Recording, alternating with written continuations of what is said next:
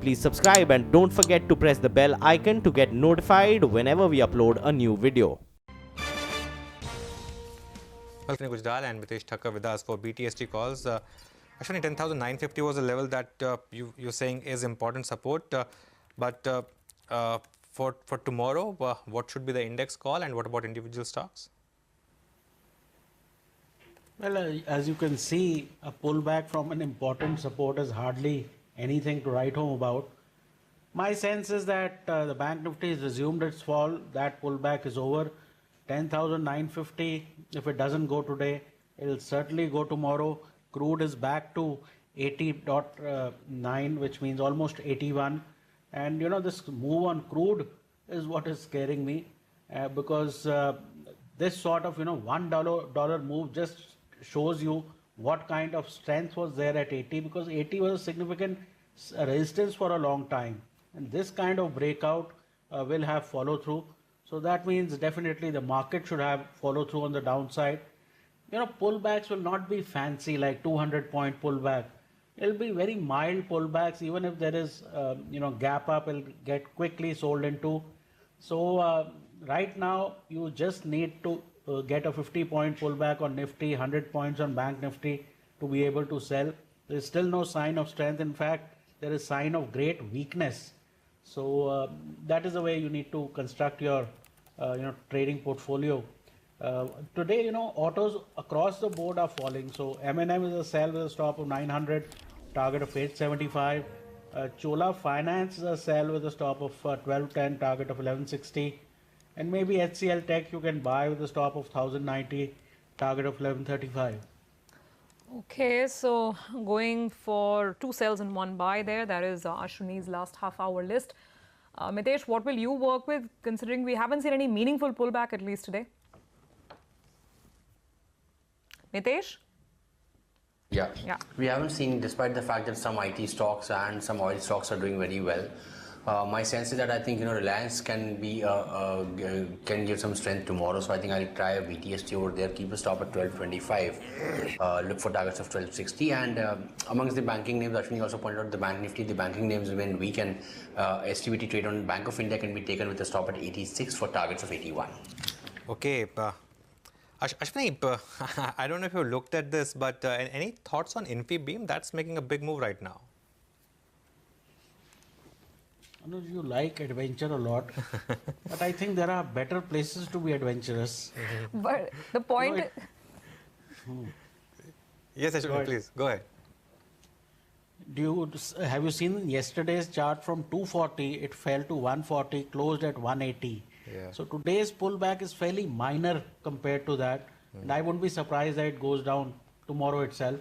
I think Bank Nifty is already now down 100 points from where we had spoken of. So definitely the market is poised to close at the lows of the session. Yeah, I mean, the limited point I was making was perhaps, should clearly stay away from, these kind of stocks.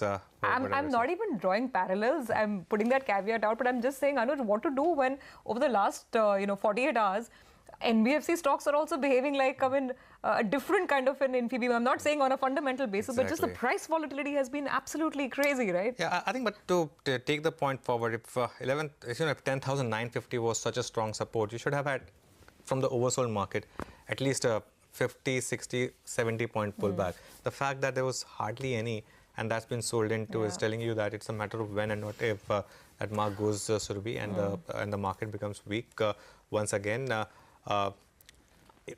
Things should perhaps cleanse themselves out with the expiry. And there's a good chance that by expiry, perhaps the market also would have tested the 200-day moving average, 10,750. And I think this correction would have made the market absolutely healthy. I think this correction was needed because, especially in haloed names. I think even stocks like Page Industries, for example, you would want correction even in these names. So why not?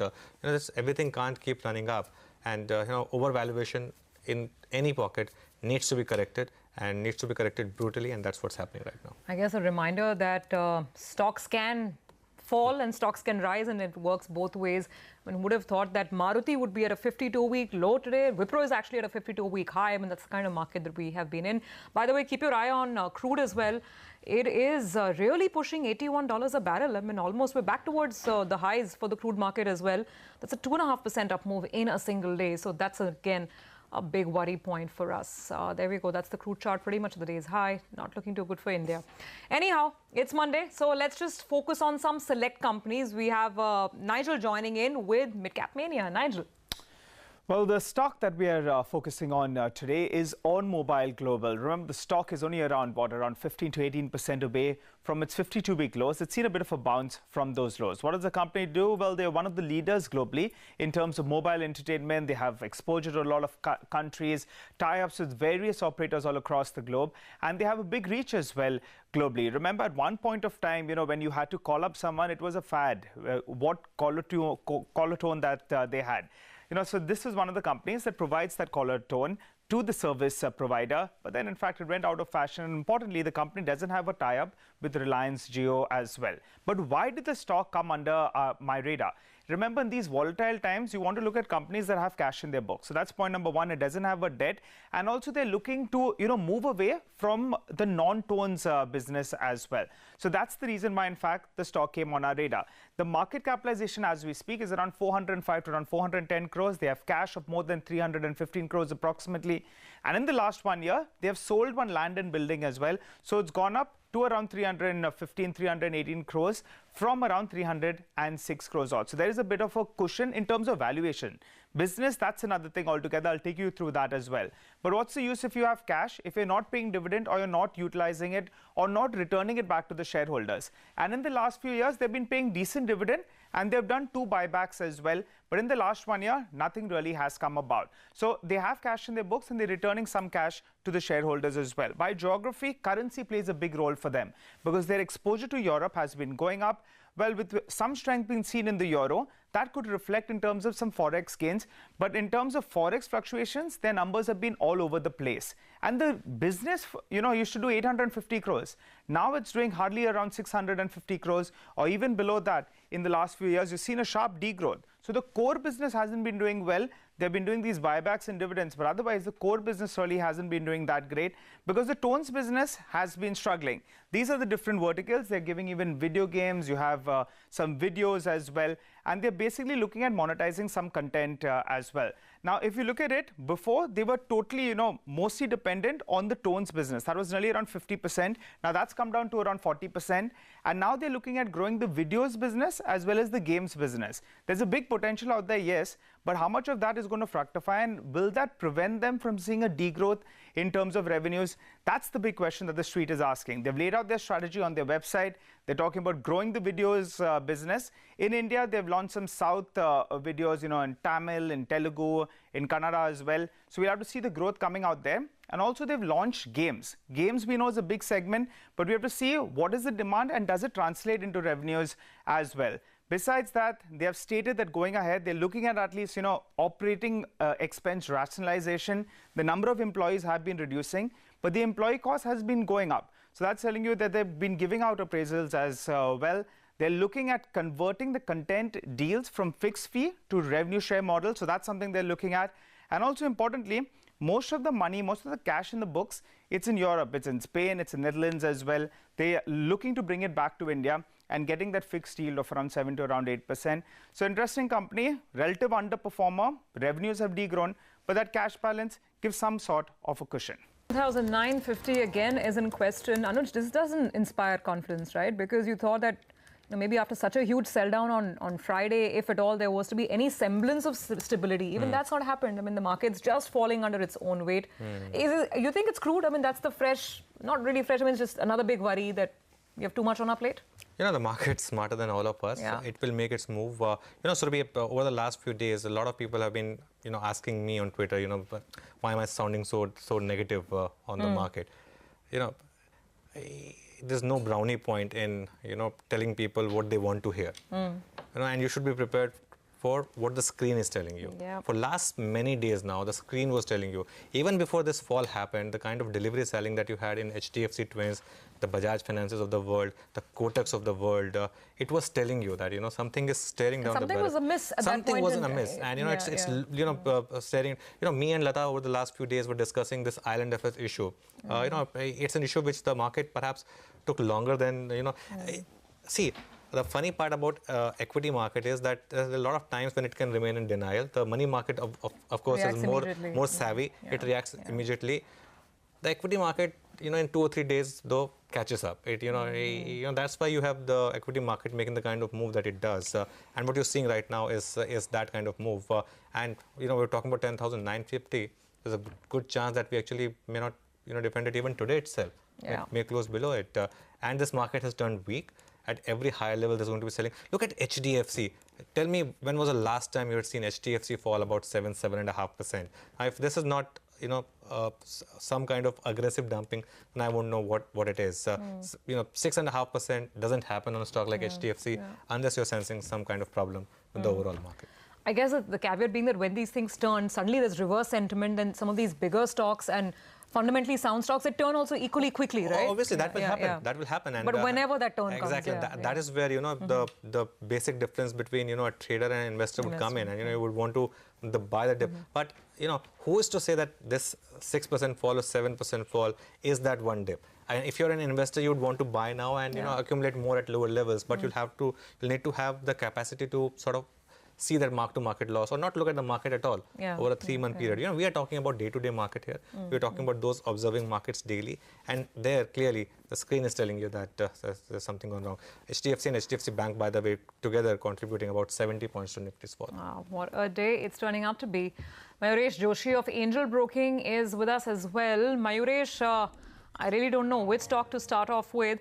Actually, let me ask you this. Are you advising clients to accumulate any of the major financial stocks in this fall? If yes, which are the ones that you are advising people to buy? Afternoon, Surbhi. I totally agree with what Anuj was deliberating at this point of time, and the jitteriness is obviously getting displayed, not just in terms of the market moves, but also sentiments at the retail end. As Dilip of Prabhudas Liladhar was also saying, yes, I think there have been numerous instances where margin calls have also got triggered. So I think the apprehension is very, very profound in terms of retail investors. Having said that, and the kind of scenario that you're probably looking at this point of time, considering the macros, the expectations of the rate curve moving higher, that obviously raises the cost of borrowing for a lot of NBFCs. Banks, again, I think in a very precarious situation in terms of a rising interest rate scenario, and the logic probably to maintain or protect their spreads. At the same time, I think what happens with their credit advances and the quality of those advances are equally critical.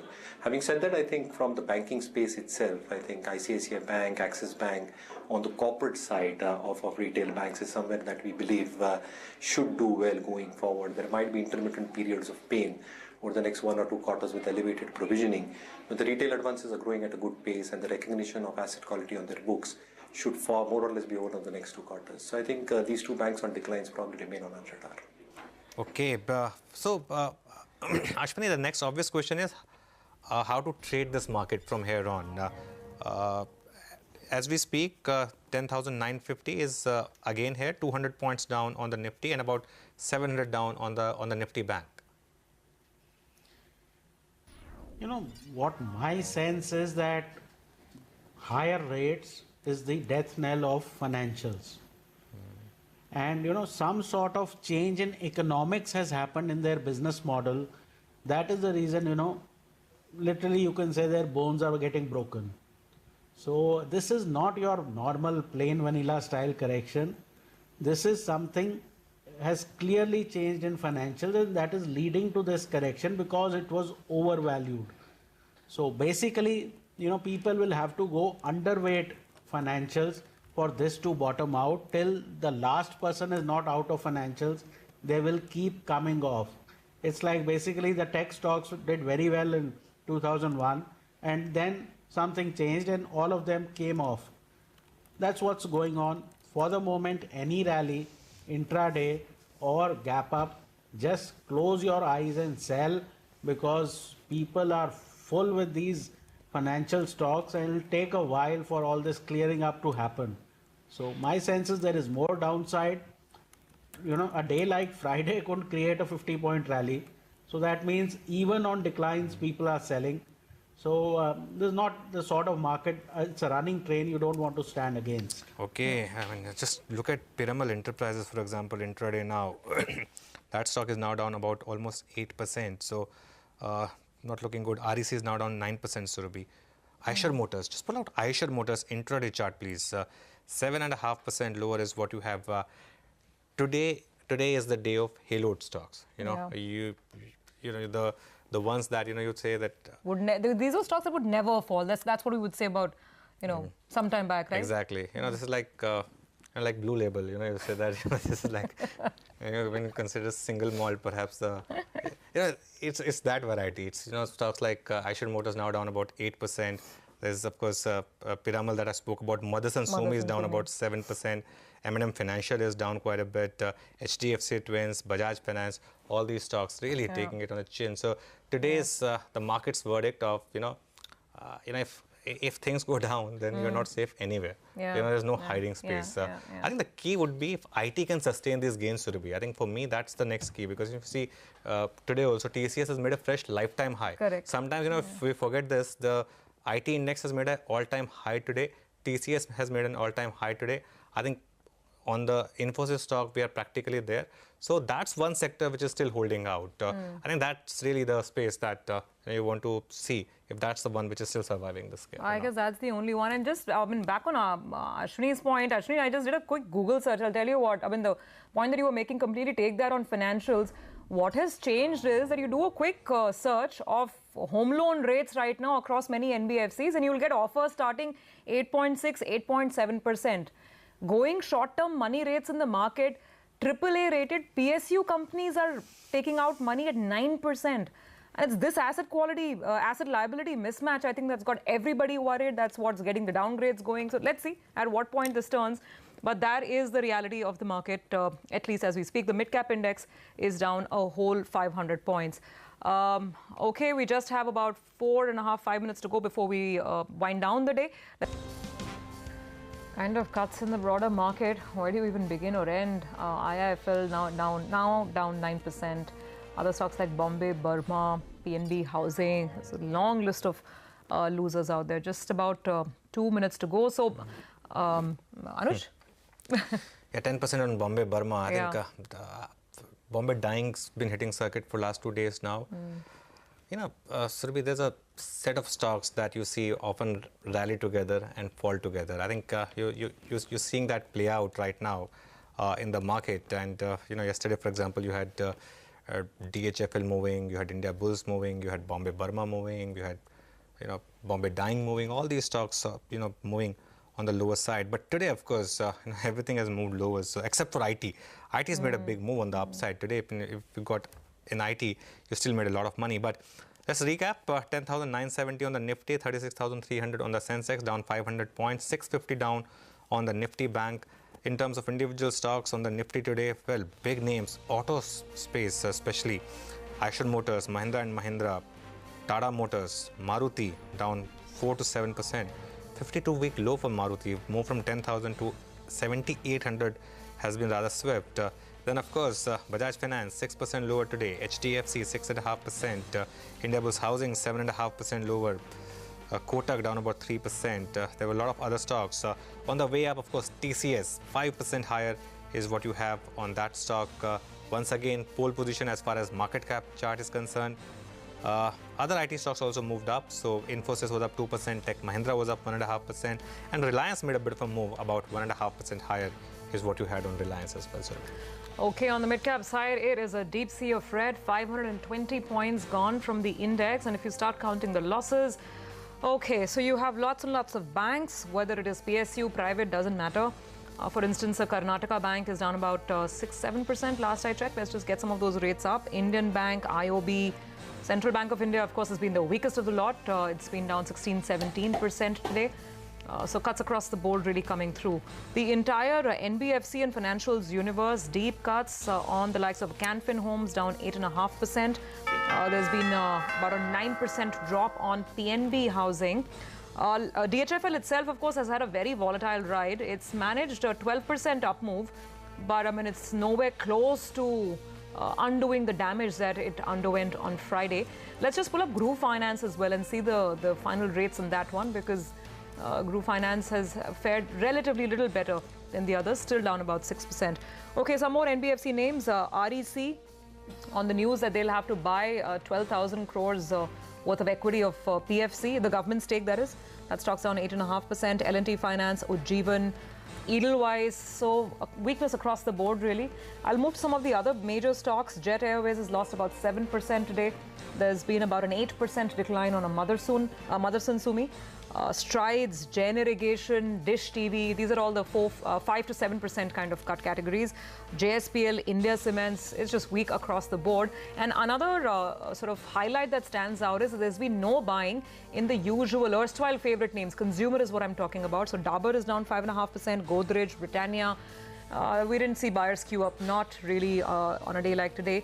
On the gainer side, apart from some of the IT names, there's really very little else to speak of. Torrent Power was up about 5.5%. Reddington saw some gains as well. Rallis India has managed about 4%. And some residual sugar play perhaps in the market. So Praj Industries, for instance, is up and about, but it's not a very comforting picture on the gainers side of the screen. Largely, I guess, very weak trends. 500 points down on the mid-cap index. Yes, indeed, Surabhi. So today, portfolios would have taken a bit of a knock. Ashwani, let's take some final thoughts from our guests. Ashwani, I was just looking at Nifty Junior's chart because that had a big rally in August. This month, it's down 11%. Is this good time to put some money in ETF? We are almost back to the July low. It was 27,400. We are at 27,700 now on the Nifty Junior. See, basically, Nifty Junior in January 2017 went as low as 20,500. From there we rallied to 31,500. My benchmark is that each swing can correct up to 50%. So even out here, you know, you can still easily correct towards 26,000 thereabouts.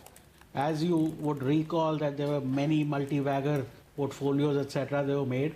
All that will get cleaned out because that was the low cost of capital rally. With the cost of capital rising, a lot of these guys will get decimated.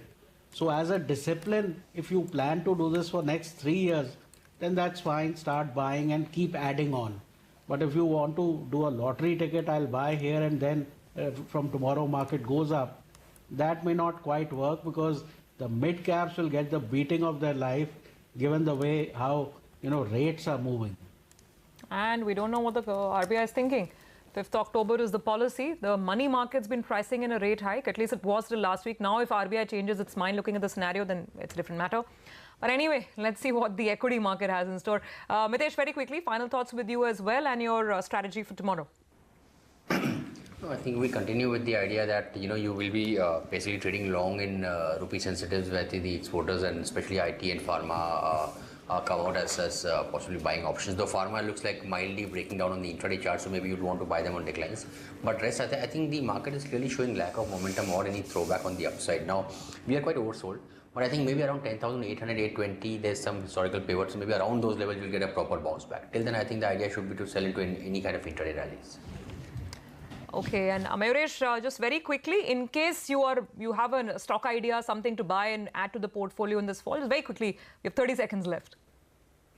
So Surabhi, again, I think wait for the markets to consolidate, but at lower levels, I think qualitative stocks, say within the large cap universe, Maruti has corrected significantly. I think the bounce back for these quality stocks after this periods of lull and uncertainty can be equally sharp. Lumax Industries within the auto ancillary space, and even within the consumption baskets, I think stocks like Dabur, Marico, if they do correct in the mayhem over the next few days, I think the forward PE contractions will give a good entry point. Yet another down day on the street. Let's move on to some other stories. 3 months after the deal with Flipkart, US retail giant Walmart is now working on an integration plan. It is in the process of drawing up synergies blueprint so that the companies can share best practices on technology, merchandising and logistics. Priya Sheth caught up with Walmart India's president and CEO Krish Iyer on the sidelines of the launch of the company's 22nd cash and carry store in Ludhiana.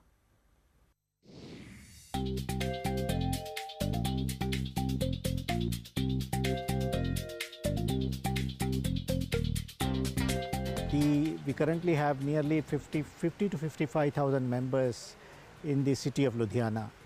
Just this store alone has a membership base of about 20,000. We will open another store in Ludhiana because Ludhiana holds great potential for us. As we speak, the festive season is around the corner. Lots of expectations in terms of demand. What are yours then? This year's festive season seems to be promising. I think if you look at the GDP growth for last quarter, which was 8.2%, when I relate with that and reflect on the business fundamentals, consumer confidence, etc., I am bullish about the upcoming festive season. There should be some good demand. You had told us earlier, just when the deal had been completed, that this is truly India's time. How do you see the opportunity panning out maybe 3 months down the line? The deal has been closed. Approvals, regulatory approvals, which you've been waiting for a long time, CCI approvals have come in. Yeah, it's quite good. I think nothing has changed for us or for Flipkart for that matter. I think Flipkart continues to focus on its business and in terms of acquiring more members and making the more customers and making the existing customers very happy. So on our part, we continue to focus on rolling out our new stores as we had planned. So things are progressing extremely well, and we continue to probably now we share our best practices with each other much more freely. You know, talking about sharing best practices and building synergies between the two companies, if you could run us through what kind of synergies would you perhaps be looking at? Would have some decisions been made on the sourcing front, on the vendors front? Where is the synergy going to really play out? In a way, in the longer term, there are multiple synergies. We can learn a lot in Walmart India from Flipkart on technology. They have fabulous team of engineers. They have a great platform. They are very good in analytics as well. In terms of merchandising, we can share a lot of best practices with them, and they can learn from us. So we'll continue to do that. One has to see in the long term on the logistics and warehousing front, what would be the right way to go. I think in the short term, I don't see any changes to be made in our strategies. Okay, that's Walmart India. Let's just go back to another important story that our colleague Sapna is tracking. It seems that the government has finalized a list of commodities on which there would be some sort of import curbs that will come in. This would be largely in the form of higher tariffs. The rupee is still kind of struggling. It's down about 0.5%, around the 72.60 mark. But let's get more details with Sapna. Sapna, what are you picking up? Hi, Surbhi. So this is an update as of now. We are given to understand that the government is very close to finalizing the list of commodities for your import tariff curbs. And as you rightly pointed out, probably will be more in terms of the BCD increases rather than, non-tariff barriers or non-tariff measures that were being talked about so much. The other point also that we need to keep in mind is that probably they want a more long-term strategy, keeping the US-China trade war in mind, because there could be a situation of misplaced exports or rather displaced exports coming to India. So it's not just a CAD situation or the rupee situation immediately that is prompting the government to calibrate this move, but also the trade war issue has to be kept in mind. That's second. Third, we are also going to understand that probably the tariff curbs are not going to be very drastic. In the sense, quite minimal is what we are given to understand, because otherwise that will have a cost push impact on the domestic industry. Also, we are given to understand that not too many commodities that are being considered, power, coal, stuff like that are definitely out. Probably even gold is completely out. The usual commodities which are being spoken about as non-essential, primarily IT, electronics, to an extent, some parts of steel, also, some precious stone. There could be some tinkering on that front. This is what we are broadly given to understand. Last but not the least, also in terms of timing of the announcement of these measures, probably the government wants to pace it out, calibrate it well, because it's going to be a more long-term thing rather than the immediate concerns on the rupee front. So this is how things stand right now. So very difficult to give a timeline as to when the announcement will come, but definitely paced out, calibrated, not very excessive, not too many commodities, and the timing will have to be kept in mind given the overall trade war scenario as well. Okay, all right, Sapna, thank you very much for that. So those are the next steps that are awaited from the North Bloc. Well, on that note, we have to take a very quick break, but don't go anywhere. And it really has been the crude oil prices, which has been the eye of the storm, where we have seen the prices hit a 4-year highs, 2.5% of gains on your screens. So whether it is Brent or it is NYMEX, we have seen a huge surge coming in for the prices. The 10th OPEC and non-OPEC meeting in Algiers wrapped up yesterday, where OPEC nations and Russia ruled out boosting crude output. Let's hear out what the Saudi oil minister and the Russian energy minister have to say about the global oil output. CNBC's Steve Sedgwick joins in with the highlights of the same. Oil prices are rallying in early trade on Monday after what's been a very interesting JMMC monitoring committee meeting for OPEC and non-OPEC members. Of course, the concerns going into this meeting were about higher prices, were about Donald Trump and his tweets that he called the grouping a monopoly that only wanted higher and higher prices, and also contention about Iran's role within the group as well. Well, on the back of the meeting, the oil prices, as I say, have rallied because there are still concerns about spare capacity in the market, about whether OPEC will have enough barrels with their non-OPEC allies, including the Russians, to negate the threat of sanctions against Iran, which could take up to 2 million barrels off the table in the fourth quarter of the year. Khalid Al-Faleh, the oil minister of Saudi Arabia, said at the moment compliance with the previous deal was around about 129%, and they needed to get that to 100% to get more barrels back on the table. But actually a potential rebuff, of course, to President Trump, who had called for additional barrels to come onto the table from the grouping as well. For the moment, at least, it appears that OPEC, Russia and the rest of their allies are concentrating to getting to 100% conformity on their deal, which was, of course, originally announced in November and December 2016 and took 1.8 million barrels off the table. And, of course, more barrels have come off the table because of the problems in the Venezuelan industry and, indeed, concern about Iran sanctions. Market is taking the bet this morning that prices will go higher as OPEC potentially struggles to put those extra barrels back on the table. We're going to assess the market and where we are, and as we all know, we have achieved pretty much the objectives that we set out in 2016 to achieve. Markets are relatively balanced, supply and demand are in line, inventories are where we targeted them to be, and we're looking beyond the current agreement now to 2019. We also are concerned about the global economy like everybody else. There are trade tensions, there are emerging market pressures on their currencies, and we have to look at demand. So it's no longer about supply only. I think demand is emerging as a concern as we look at 2019, and we will address it today. And more importantly, we will prepare for the full ministerial meeting in December, which is going to be quite pivotal.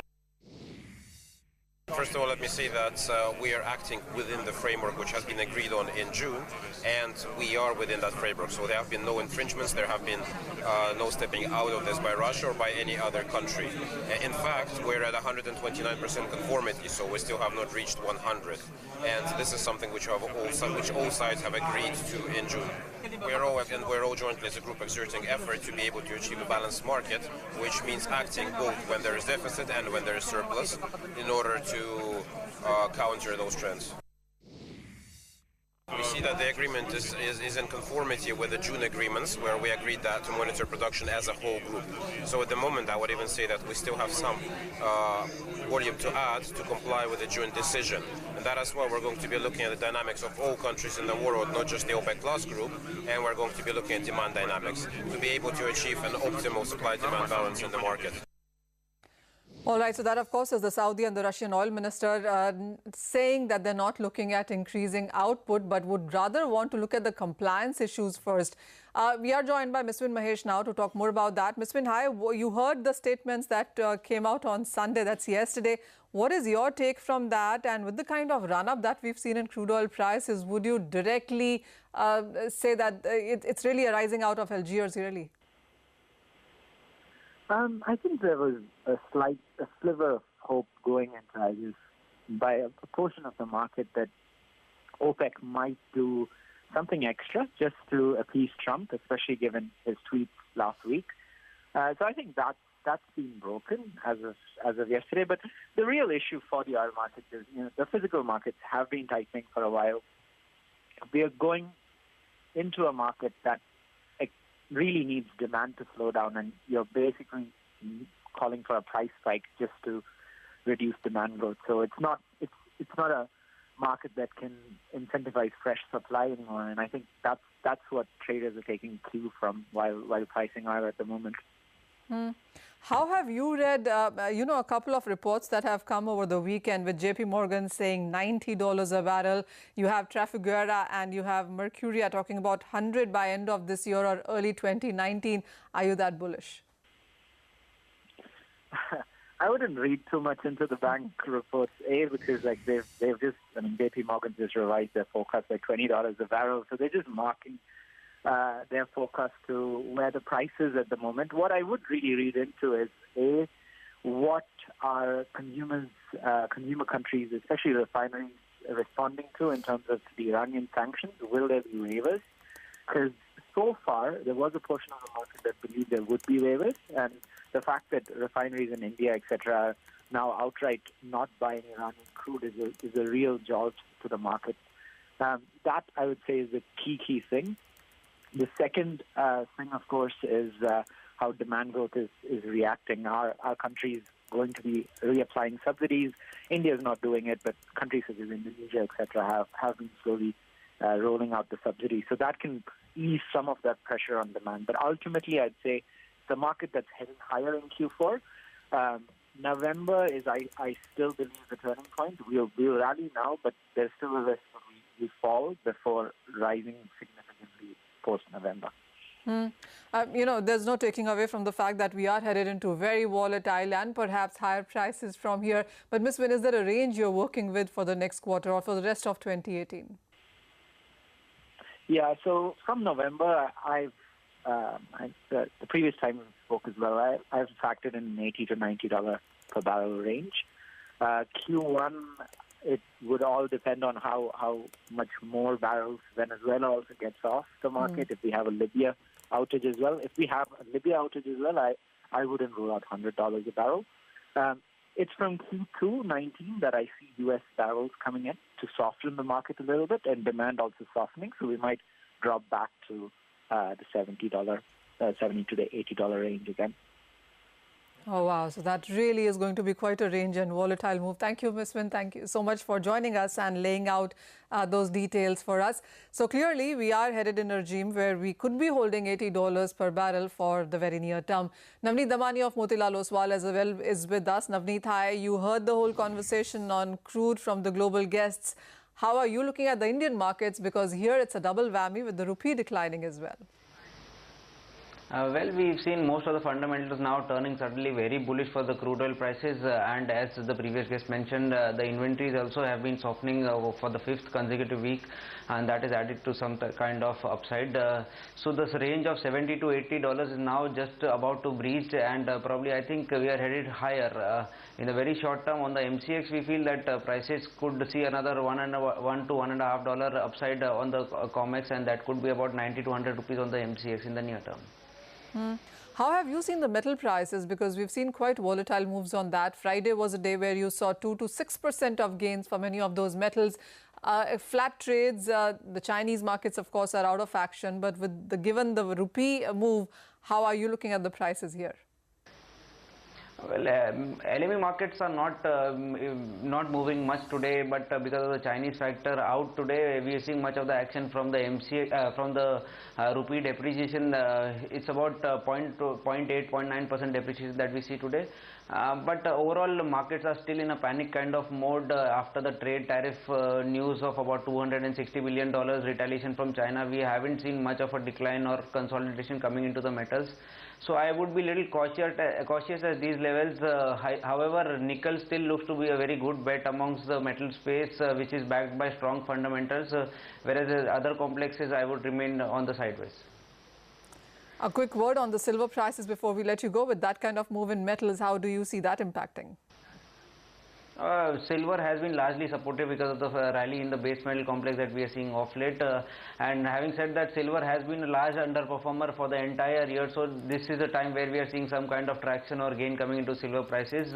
I think on the MCX, 37,500, 37,600 is a very strong level where you can enter into long positions with marginal stops are targeting 30,850 and 30,550 on the upside. All right, Navneet, we'll let you go at that. We have noted down your strategies. Thank you so much for coming.